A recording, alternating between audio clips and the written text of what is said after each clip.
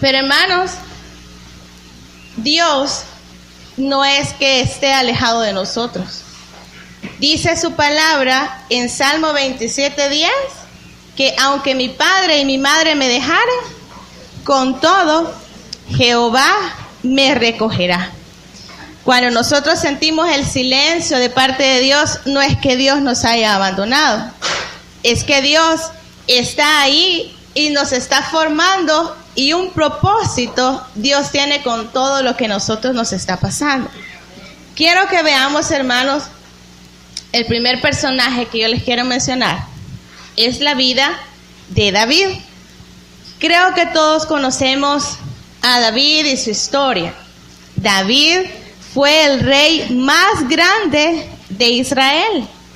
David tenía una característica que nadie más la tuvo jamás, que menciona la Biblia, es que David era conforme al corazón de Jehová, y nadie más era como David lo era. Imagínense qué bendición de la vida de David, que hasta Jesucristo le decían Jesús, hijo de David, porque David delante de Dios fue una persona muy especial y él fue el rey más grande de Israel. Pero hermanos, la vida de David no fue siempre así como de victoria en victoria y de triunfo en triunfo y de bendición tras bendición. Así como nosotros también, no toda la vida estamos así con todas las cosas que salen bien. Pues David, a pesar de todas las bendiciones que él tenía, él pasó también por muchas dificultades y llegó a sentirse en un determinado momento, él llegó a sentir como un silencio de parte de Dios. Quiero que abramos nuestras Biblias en Salmos capítulo 22. Vamos a leer Salmos capítulo 22, iniciando el versículo 1.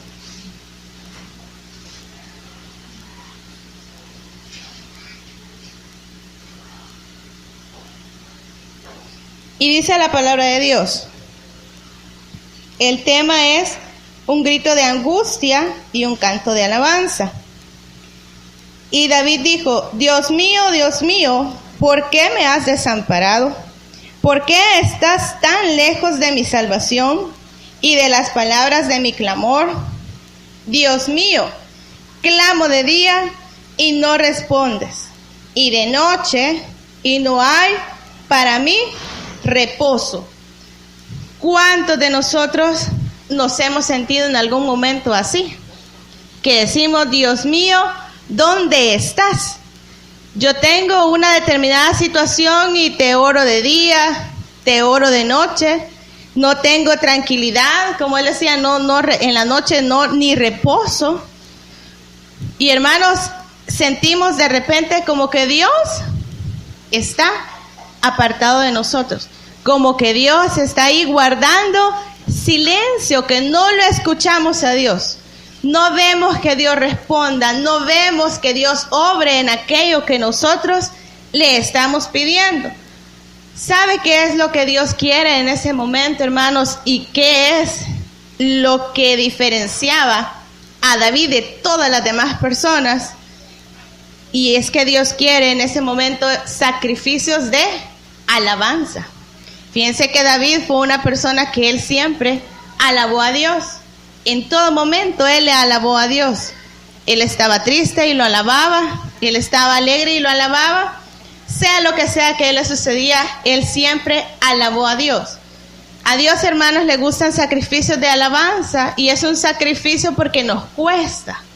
No siempre nosotros vamos a tener el deseo de alabar a Dios. Cuando nosotros estamos pasando por dificultades y que sentimos ese silencio de Dios, en nuestro corazón no existe un deseo de alabarle.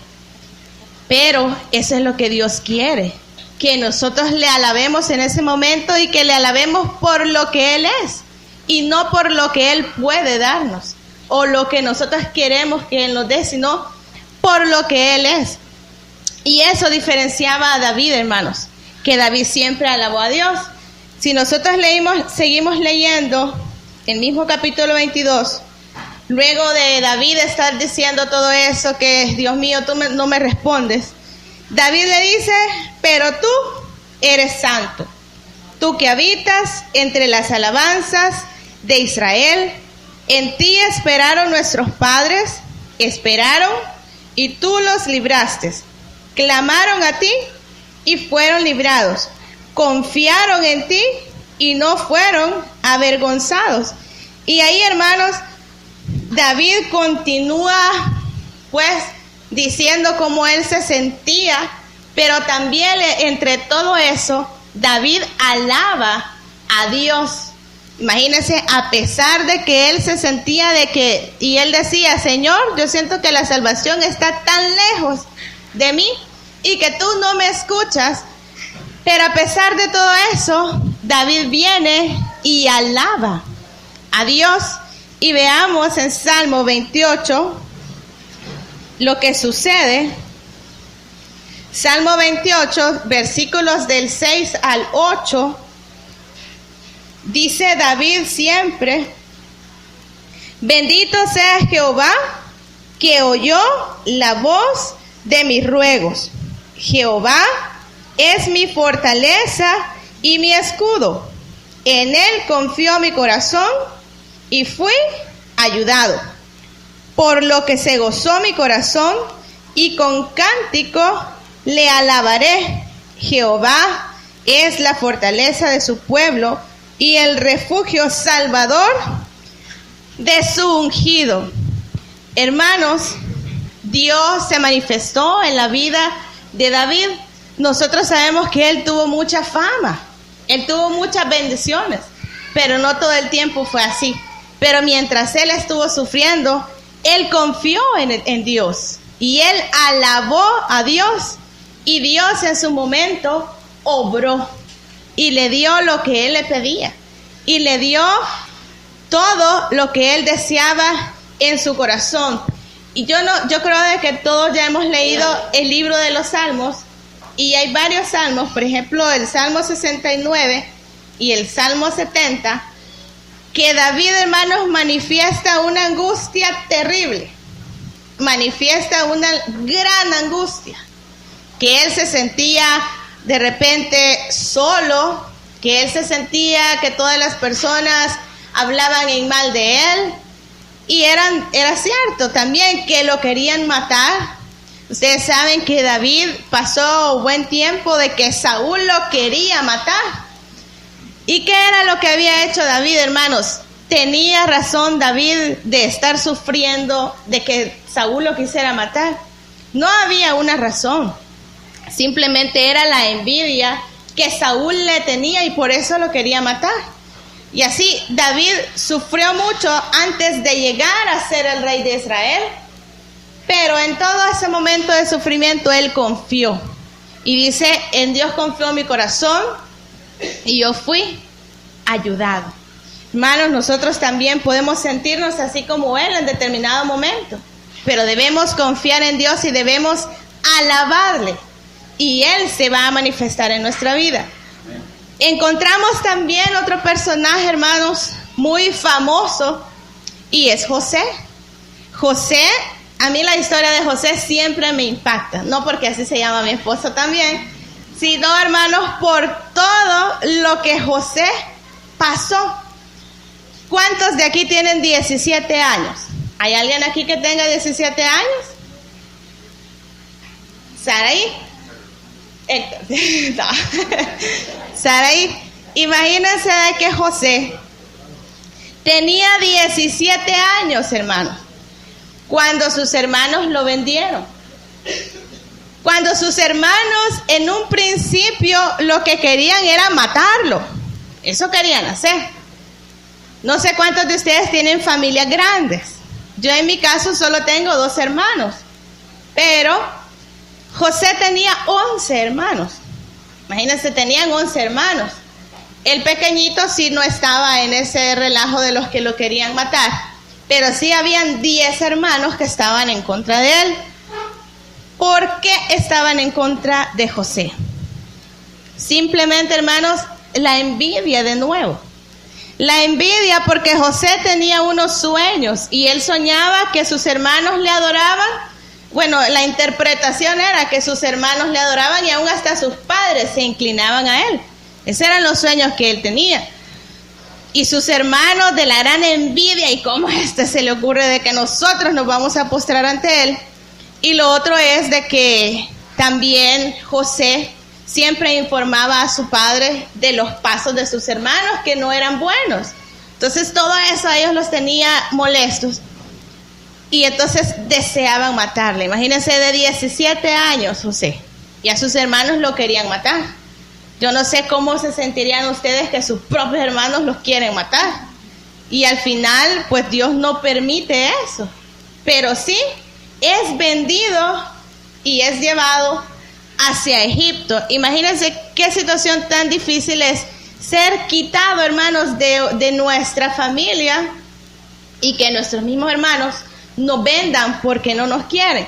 José pasó por una situación, pero tan difícil, hermanos, que yo creo que ni siquiera nos podemos imaginar cómo él se ha de ver sentido de pasar por esa situación. Y yo creo que muchas veces José sintió el silencio de Dios, porque para que José llegara a ser el gobernador de Egipto pasaron 13 años.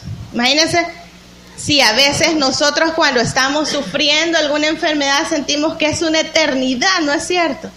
O cuando estamos pasando un problema nosotros sentimos que es eterno el problema. O cuando estamos esperando la respuesta de un examen, nosotros sentimos que esperamos una eternidad. Y José, hermanos, esperó 13 años hasta que se cumpliera el propósito de Dios para su vida, que el propósito era que él iba a llevar salvación a toda su familia. Pero él pasó muchas veces por momentos duros. Quiero que veamos ahí que nos dice en Génesis capítulo 45, el versículo 5.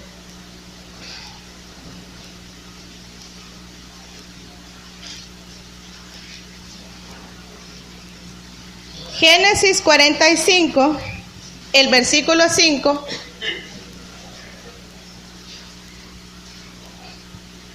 Ya cuando José, hermanos, bueno, imagínense que José, además de que sus hermanos pues lo vendieron, él llega ahí a Egipto, comienza a trabajar porque lo compraron como un esclavo. Comienza a trabajar y Dios ahí le dio prosperidad. Dice que todo lo que decía él prosperaba. Entonces su amo, Potifar, él le dio la autoridad en su casa para que él llevara todo, que él fuera como el mayordomo y estuviera a cargo de todo. Pero, hermanos, Satanás nunca va a querer ver a los hijos de Dios felices, ¿verdad? Satanás, él a sus hijos no los va a molestar. Los hijos del mal, usted los va a ver felices y que no pasan quizás dificultades, porque Satanás no va a querer ver tristes a los que están con él. Él va a querer ver tristes a los hijos del Señor. Y miren lo que sucede, que la esposa de Potifar, bueno, viene y lo seduce. ¿Y qué pasa? Lo meten a la cárcel, injustamente. Después de lo que él había pasado, vienen y lo meten a la cárcel injustamente. Y luego, hermanos, pero Dios, aún ahí en la cárcel, Dios lo bendecía, porque él llegó en la cárcel igual a estar a cargo de todo. Y le habían confiado ahí en la cárcel estar a cargo de todo, y Dios lo bendecía. Y luego él interpreta los sueños del copero y del panadero, y él le dice, bueno, que le avisen al rey de que él estaba ahí y que lo sacara, que le avisaran al faraón. Y pasaron 2 años, después de haber interpretado él el sueño, pasaron 2 años de que había igual, hermanos, otra vez como un silencio de Dios de 2 años, un silencio de Dios, de que él había interpretado sueños y él en ese momento tuvo como una esperanza y él dijo, bueno, ahorita yo voy a salir de la cárcel. Y él sintió que ese era el momento, pero todavía no era, y pasaron todavía 2 años más. Y hasta que José tenía 30 años, hasta que él tenía 30 años, fue que él interpretó los sueños de Faraón y que Faraón lo puso por gobernador de Egipto. Y luego, hermanos, que él ya estaba como gobernador, sus hermanos llegan ahí, y es lo que dice el versículo el versículo 5 del capítulo 45, dice: ahora pues, no os entristezcáis, ni os pese de haberme vendido acá, porque para preservación de vida me envió Dios delante de vosotros. Estos 13 años que José estuvo en Egipto, hermanos, yo creo que fueron una formación de Dios para su vida. Imagínense, Dios lo estaba formando para llegar a ese momento que él tuviera la libertad en su corazón de decirle a sus hermanos que lo habían vendido y que lo querían matar, y él decirle a sus propios hermanos: no os entristezcáis, ni os pese haberme vendido acá, porque para preservación de vida Dios me ha traído aquí. Imagínense qué madurez de decirle eso a sus hermanos después de todo lo que él le hicieron y después de todo lo que él pasó ahí en Egipto. Aquí la Biblia no menciona día a día esos 13 años como fueron, pero sí sé que fueron muchos tiempos en que él se sintió muy mal y que él también sintió como ese silencio de Dios. Pero Dios tenía un propósito grande con todo lo que a él estaba sucediendo. Quiero que veamos Salmos 105, los versículos del 16 al 19. Nos dice: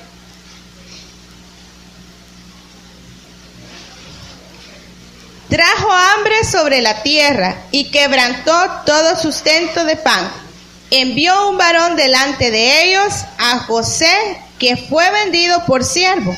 Afligieron sus pies con grillos, en la cárcel fue puesta su persona, hasta la hora que se cumplió su palabra, el dicho de Jehová le probó.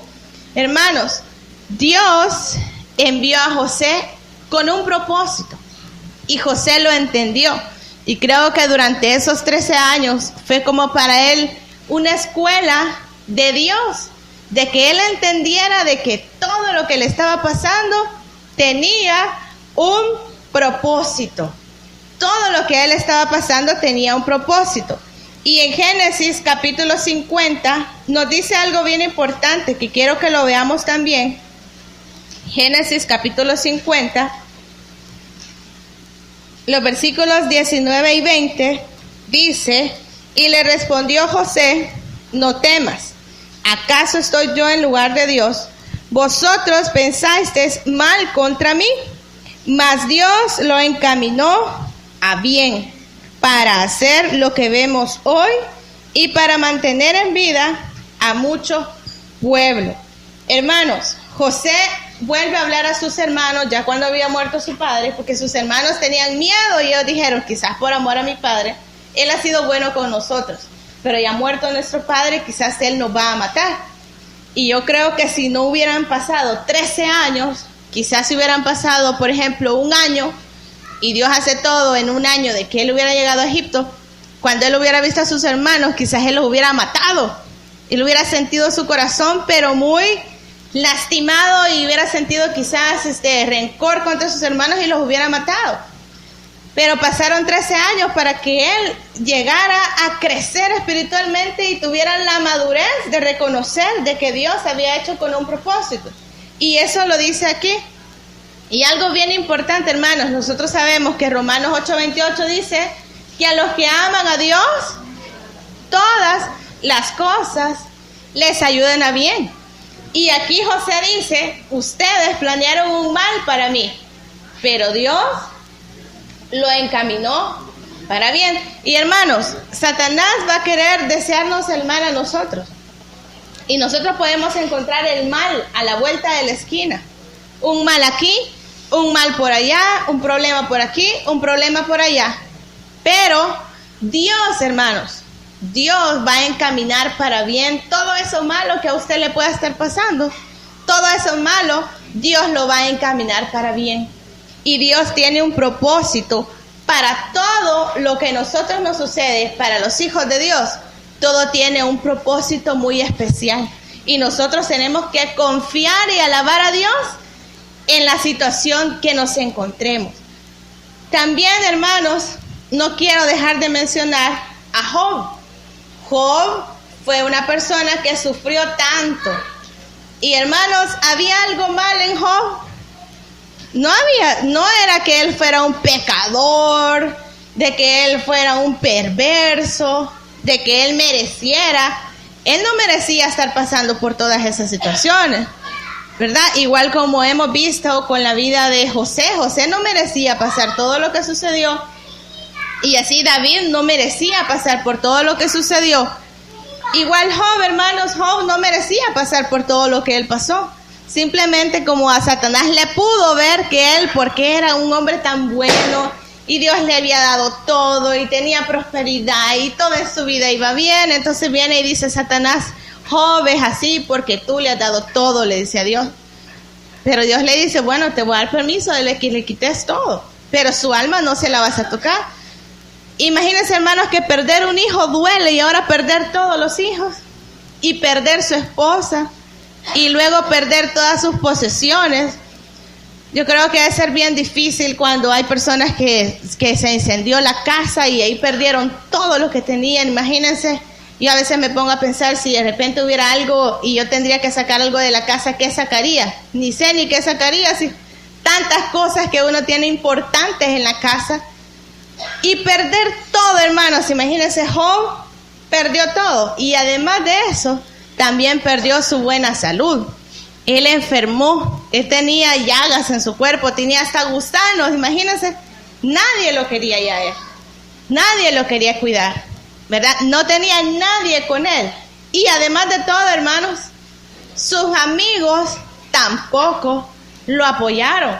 Porque cuando él pasó por todas esas situaciones, vienen sus amigos y dicen, ah, no, en pecado anda, por eso le está pasando todo. Y no fue así, hermanos, no fue así. Él llegó a perder todo, llegó a estar en una situación tan difícil, que yo estoy seguro que él sintió el silencio de Dios. Él sintió un silencio así como, ¿qué pasó? Dios me abandonó, Dios me dejó, ¿qué es lo que pasó? Pero Dios, hermanos, nunca dejó de alabar a Dios. Job sí le preguntó muchas cosas a Dios, le preguntó muchas cosas y hasta cierto momento sí Job le reclamó a Dios y le dijo de que yo soy justo, yo soy aquí, no entiendo por qué me está pasando todo esto. Pero Job sí alabó a Dios, hermanos, en sus dificultades. Y Job también, yo no sé cuántos de ustedes ya han deseado la muerte. Y eso no se sientan, ay no, hermana, yo nunca he deseado la muerte. Eso es natural, hermanos. En un momento de angustia, en un momento de dificultad, yo no le voy a decir, uy, pecadora, deseo la muerte. No, hermanos, muchos podemos haber deseado la muerte en algún momento. Y de hecho no sé si usted ha escuchado, hay pastores que se han quitado la vida. En un momento de debilidad ha llegado Satanás y se han quitado la vida. Y Job, veamos en Job capítulo 3, quiero que lo busquemos.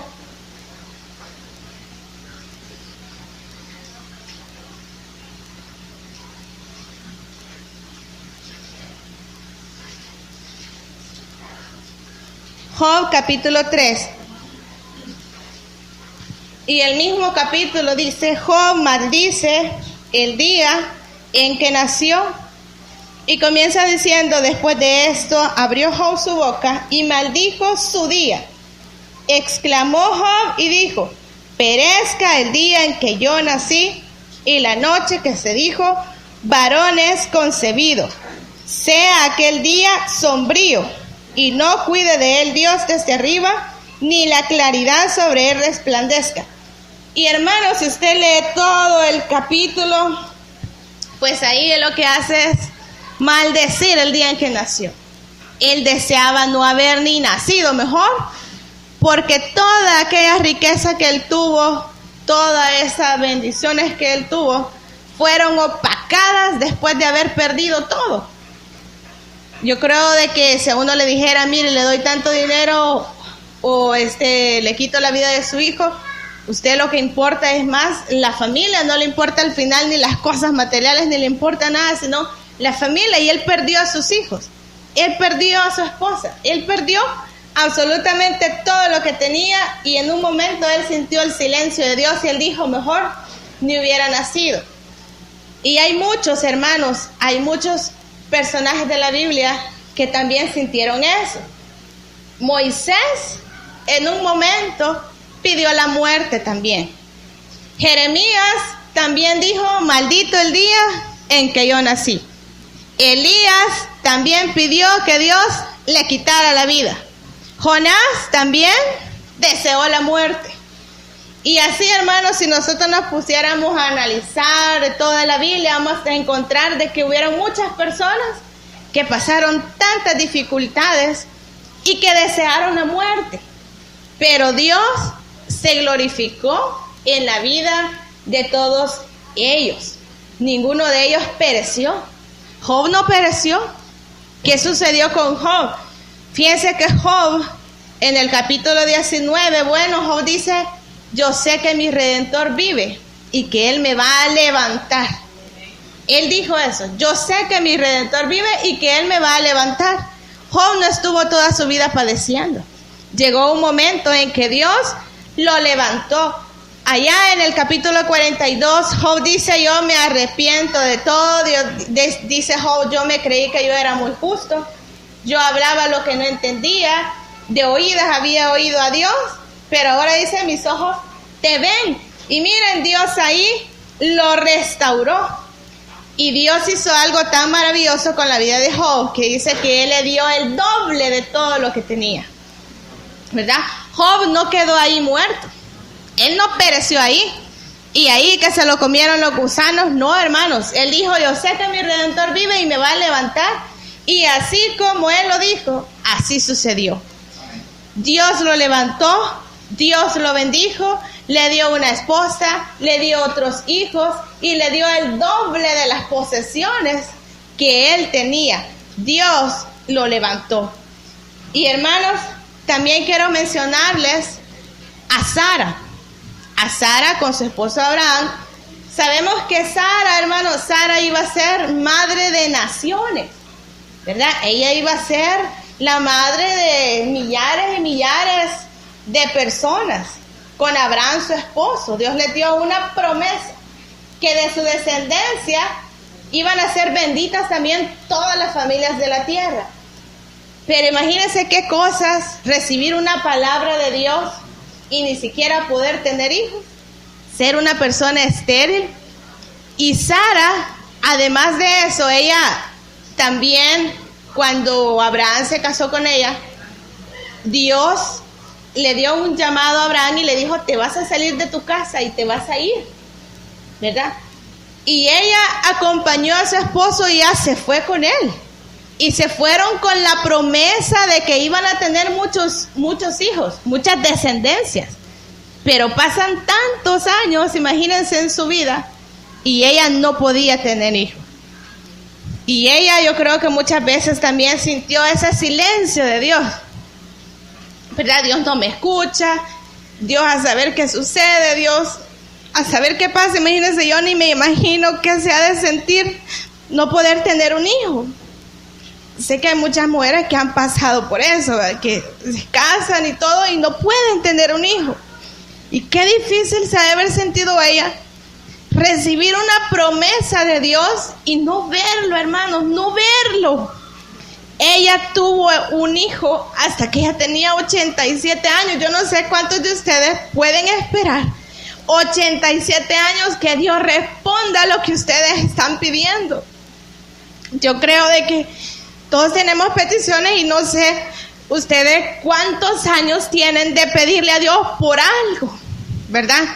Yo sé que ustedes tienen peticiones y dicen, Señor, yo tengo 5 años pidiéndote por esto, te pido todos los días por eso. Van 5 años y no respondes. Miren, Sara, hasta que cumplió 87 años, Dios le dio un hijo. Yo creo que durante todos esos años ella muchas veces sintió el silencio de Dios y que Dios no le escuchaba, quizás de que Dios no estaba ahí. Pero hermanos, Dios se glorificó, ¿verdad? Dios al final, hasta que llegó ella a sus 87 años y Abraham tenía 100 años, imagínense. 100 años tenía él hasta que Dios le respondió. A veces nosotros vamos por un año pidiendo algo a Dios y decimos, "Ay, Dios, ya, renuncio, me voy de la iglesia, me voy de aquí porque va un año y Dios no me responde". Pero miren, Abraham llegó hasta los 100 años, hasta que Dios le dio ese hijo que él tanto quería. Y hasta que Dios cumplió esa promesa que él le había dado. Y quiero que veamos en Romanos capítulo 4, los versículos 16 al 22.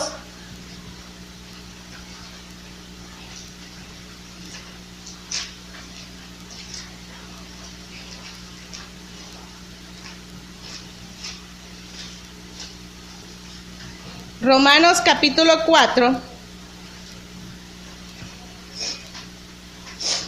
el versículo 16 dice: "Por tanto, es por fe para que sea por gracia, a fin de que la promesa sea firme para toda su descendencia, no solamente para la que es de Abraham, la cual es padre de todos nosotros, como está escrito: te he puesto por padre de muchas gentes delante de Dios, a quien creyó, el cual da vida a los muertos y llama a las cosas que no son como si fuesen.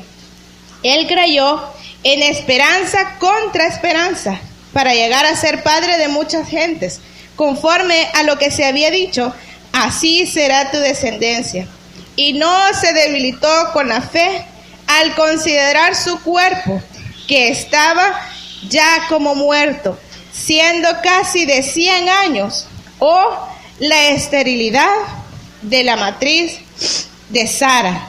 Tampoco dudó por incredulidad de la promesa de Dios, sino que se fortaleció en fe, dando gloria a Dios, plenamente convencido de que era también poderoso para hacer lo que había prometido.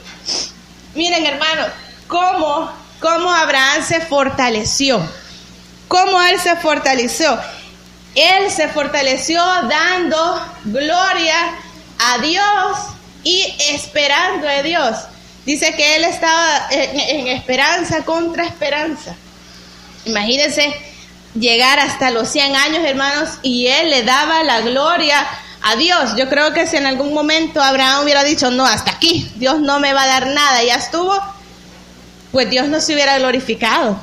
Pero Abraham nunca dejó de glorificar a Dios, a pesar de que nunca veía la respuesta de Dios en su vida. Veamos Hebreos 11. Hebreos capítulo 11. Vamos a ver los versículos 11 y 12.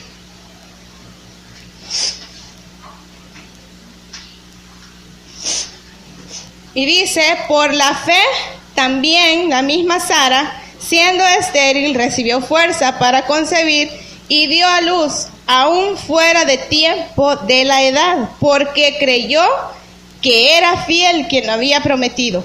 Por lo cual también de uno, y ese ya casi muerto, salieron como estrellas del cielo en multitud, y como la arena innumerable que está a la orilla del mar. Hermanos, Dios se manifestó en la vida de ellos, pero a pesar, hermanos, de que ellos, imagínense esa situación de pedirle a Dios algo, tener promesas, recibir palabra por aquí, palabra por allá, y Dios habla, pero no ver esa respuesta, hermanos. Pero ellos no dejaron de glorificar a Dios y no dejaron de tener fe en que Dios se iba a manifestar, y Dios se manifestó. Y hermanos, por último, pero no menos importante, también vemos a alguien que sufrió tanto. Mateo 27:46. Vemos cuando Jesucristo fue crucificado, y Jesucristo también sintió el silencio de Dios. Jesucristo le dice: Dios mío, ¿por qué me has desamparado? Hermanos, Jesucristo es Dios, pero Él estuvo en nuestra carne también. Jesucristo estuvo en su carne. Así como lo que usted siente, así Jesucristo también lo sintió. Y Jesucristo, a la hora de su muerte, también sintió ese silencio de Dios. Imagínense, y le dice: Dios mío, ¿por qué me has desamparado? Hermanos, la vida no toda es de sufrimientos, ¿verdad? Un tiempo vamos a estar sufriendo, otro tiempo vamos a estar de alegría, y no siempre va a ser igual. No toda la vida va a ser alegre, pero no toda la vida va a ser de sufrimiento. Y muchas veces vamos a sentir ese silencio de Dios, pero Dios, hermanos, Dios se va a manifestar. Dios se va a glorificar en la situación que usted esté pasando. Dios se va a dejar ver en su momento. Todo tiene un propósito, pero tenemos que alabarle. Aunque nosotros no queramos, hay que darle sacrificios de alabanza, y no debemos dejar de confiar en lo que Dios va a hacer. Isaías 42:13 dice: Jehová saldrá como poderoso gigante y como hombre de guerra. Hermanos, Jehová es nuestro poderoso gigante, y Él nos va a defender. No importa lo que usted esté pasando, usted tiene que confiar en que Jehová lo va a defender. Deuteronomio 31:6 dice: esforzaos y cobrad ánimo, no temáis ni tengáis miedo de ellos, porque Jehová tu Dios es el que va contigo, no te dejará ni te desamparará. Hermanos, esforcémonos y cobremos ánimo. No importa quizás que estamos pasando dificultades terribles, problemas, no vemos la respuesta, clamamos de día, clamamos de noche, no vemos nada. Pero hermanos, hay que esforzarnos y hay que cobrar ánimo, porque Dios nos va a ayudar, y dice que no nos va a dejar ni nos va a desamparar nunca. Nosotros tenemos a Dios de nuestro lado. Él es nuestra ayuda, Él es nuestra fortaleza.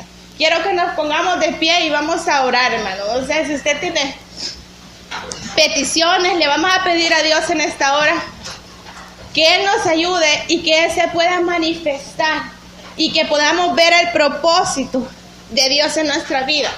Algunas veces no podemos entender qué es lo que está sucediendo, pero Dios sí lo sabe, hermanos. Dios sí sabe, y Dios sabe qué propósito tiene con cada situación. Que sea Dios el que nos ayude. Deposite su confianza en Dios en esta hora y deposítele todas sus cargas. Jesús dijo que debemos entregarle todas nuestras cargas. Venid a mí, todos los que están trabajados y cansados, y yo os haré descansar.